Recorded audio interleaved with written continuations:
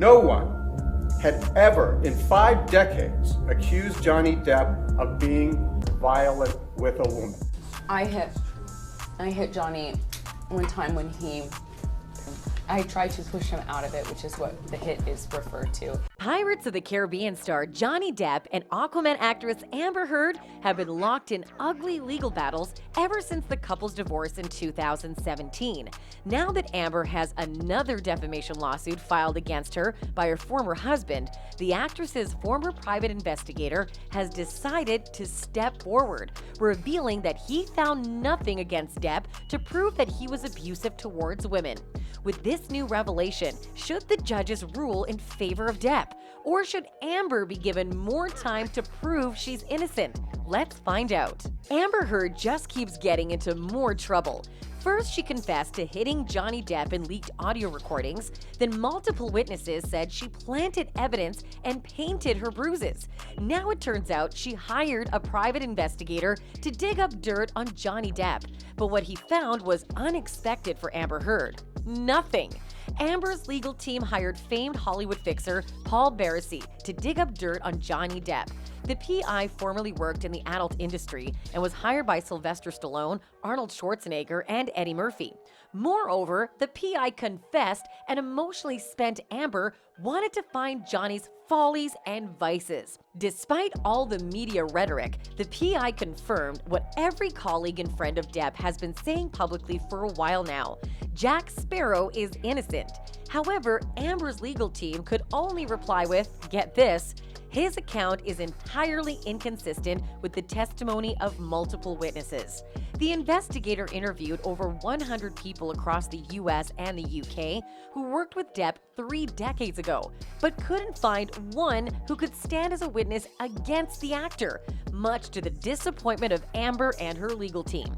Amber's lawyers contacted me and said, "You're the right man for this job." That's how they brought me in. She was emotionally spent and battered and tormented. It was a volatile relationship, Barresi recalls. I went to the US, France, Italy, Britain, everywhere that Johnny Depp roamed, everywhere he walked. I couldn't find one instance, or at least an admitted one, where he was physically abusive to a woman, smacked or beaten around. He's like an angel. Not one who said a depreciating thing. I interviewed dozens of people who knew him going as far back as 3 decades ago, and nobody had one bad thing to say about him.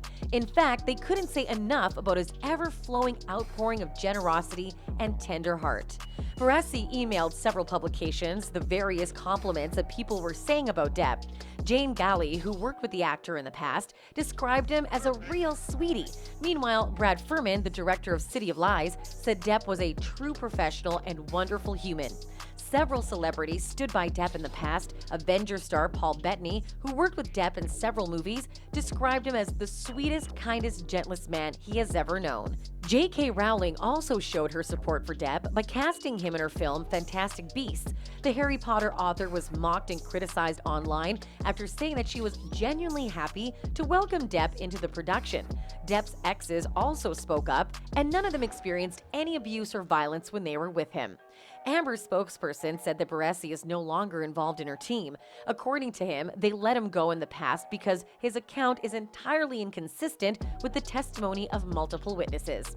Meanwhile, the Aquaman star could face up to 3 years of imprisonment if she's found guilty of faking evidence against Depp. A witness who claimed to have worked with the movie star during the days she alleged that Depp physically assaulted her said she had no bruises or injuries at the time. Amber insisted that Depp abused her emotionally, but between the two, it was her who was mean to the universally adored Depp, according to some witnesses. In Tara Roberts' deposition, she shared how she witnessed Amber and Depp's fight in the Bahamas. She saw how the Paranoia star attacked the Pirates of the Caribbean star verbally and physically. At one point, Amber yelled at Depp and called him names. She also called the actor fat. She was insulting him, calling him names, and in the middle of this onslaught, I heard her say specifically, "Your career is over. No one is going to hire you. You're washed up, fat. You will die a lonely man." Roberts added that Amber was screaming incomprehensible things. On his part, Depp just told her to go away and leave me alone. Such testimonies, coupled with Barresi's failure to find witnesses, put Amber between a rock and a hard place. The Aquaman star's lawyers have stated their plan is to convince the jury that Depp was guilty of the domestic violence Amber referred to in her Washington Post op-ed, which would clear her of defamation. It was Baressi's job to find other women who could confess they too suffered abuse in the hands of Depp, but clearly it didn't really end well. Really? We have to wonder if Paul Baresi missed that location manager who accused Depp of punching him on the set of the movie City of Lies in 2018.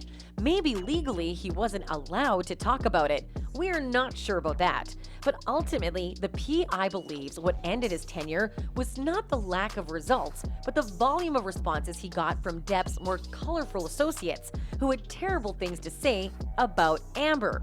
For instance, tattoo artist Jonathan Shaw, Johnny's friend of 30 years, told Baresi, "The only thing I would be willing to help that gold-digging beep is to help load the gun she wanted to use to blow her effing brains out." Yeah, apparently there was a lot of that. Baresi notes that the people around Depp are more volatile than he is.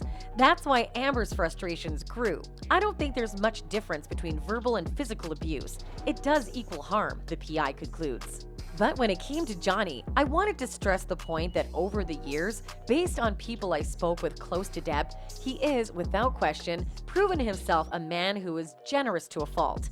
Dating as far back as mid-90s, he's covered legal costs, medical bills, and even paid rent for his friends. The only loose end Baresi mentioned finding was regarding a former business partner named Anthony Fox.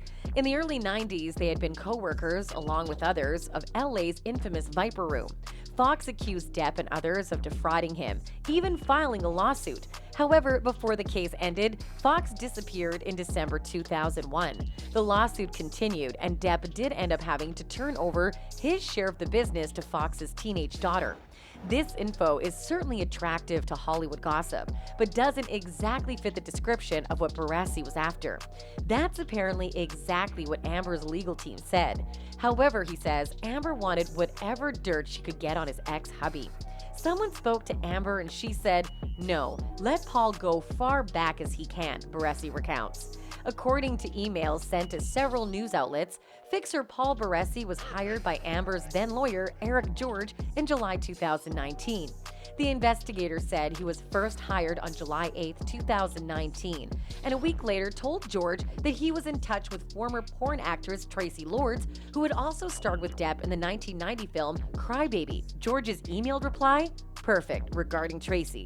Another email dated July 27, 2019 was sent to Baresi by Richard Schwartz, an attorney working with George. That message stated, "I spoke with Amber and she thinks it would be worth going further into the Viper Room related dealings, so her wish is my command. Please continue to look into JD's behavior, prioritizing, not to the exclusion of other investigations, incidents where JD was personally involved." But despite months of trawling, Baresi failed to find anyone willing to dish credible dirt on Depp, and in the fall of 2019, Amber removed George from her legal team. A leaked transcript of an April 2021 pre-trial deposition also shows Depp's lawyer, Ben Chu, repeatedly pressing George about his use of Baresi. On several occasions, Chu asked him, "What did your investigator Paul Baresi write you about what he had discovered about the allegation concerning Mr. Depp beating Amber Heard?" George refused to reply, citing attorney work product privilege, a point of law meaning only questions directed relevant to Amber's 2018 op-ed needed to be answered. He invoked the same privilege when asked, "Isn't it true that Mr. Baresi told you he came up with no one that could corroborate Ms. Heard's allegations?" In short, Amber's plan failed. Her mission of framing Depp is doomed, and even the people on her payroll are bailing out. Baresi, whose resume has clients' names like Sylvester Stallone, Arnold Schwarzenegger, and Eddie Murphy, who was also hired to investigate rumors that Tom Cruise was having a homosexual affair in the past, admits this is the most challenging task he's ever done without much success to show for it. Are the tides turning in favor of Depp? We can only hope that both parties find the justice they deserve. Things are just getting heated up, and we're not going to be left behind. To join us in keeping in touch and with what's happening in the hearing, be sure to subscribe to our channel, because in our upcoming videos, we'll be bringing the juice right on time. You don't want to miss that, do you?